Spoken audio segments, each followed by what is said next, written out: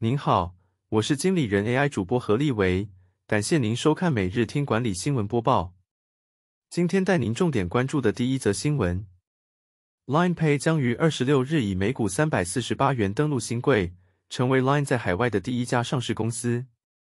Line Pay 在台湾累积了超过1200万名用户，并在2021年首次实现获利。他们成功建立了一个跨组支付、内容服务和店家行销的生态圈平台。Line Pay 的核心竞争优势是点数经济，他们通过推出 Line Points 回馈计划，与合作银行推出联名卡等方式吸引用户。此外，他们也积极拓展线下店家，目前拥有超过50万个支付据点。Line Pay 的营收来源主要包括手续费收入、金融推广合作业务和行销产品销售。未来，他们将更加注重商户的行销业务，并计划扩大海外市场。第二则新闻，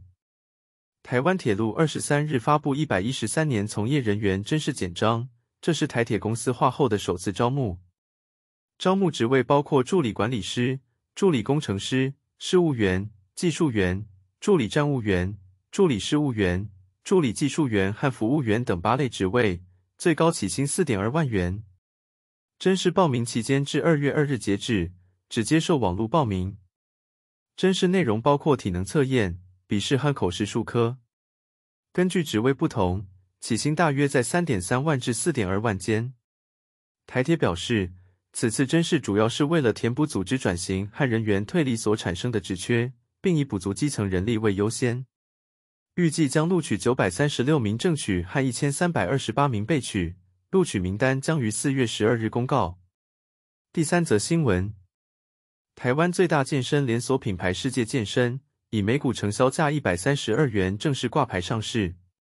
世界健身在全台已开出114间分店，拥有超过44万名会员。虽然一开盘就跌破承销价，但世界健身仍计划在未来5年内再展店100间，并评估进军东南亚市场的机会。台湾健身市场渗透率不到 5%， 世界健身计划深化线上服务，以吸引更多3C族群。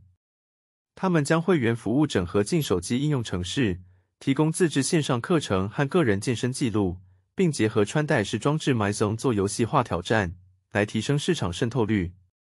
第四则新闻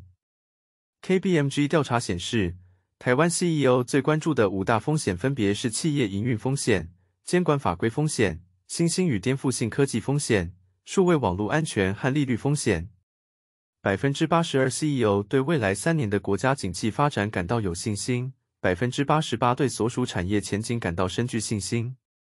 然而，仅有52%的受访者对全球景气发展感到看好。超过50%的台湾 CEO 将生成式人工智慧视为首要投资重点，但仍有疑虑。超过70%的 CEO 认为 AI 潜藏危机，并认同需要适当监管以平衡风险与效益。对于 AI 的应用 ，CEO 应重新思考如何建立资料系统维运的长期稳定度，并同步考虑技术与人员、流程之间的冲突，以降低转型过程中的沟通门槛与成本。